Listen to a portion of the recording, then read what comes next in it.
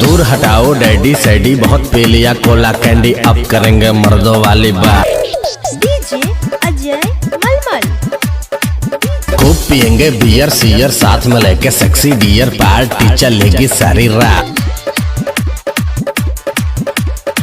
लवंडिया लवंडिया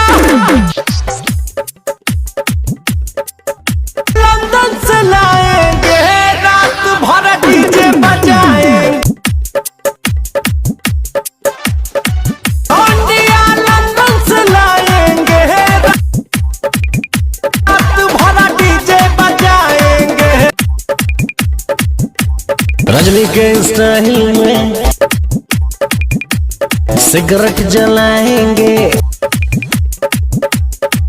धुएं का छल्ला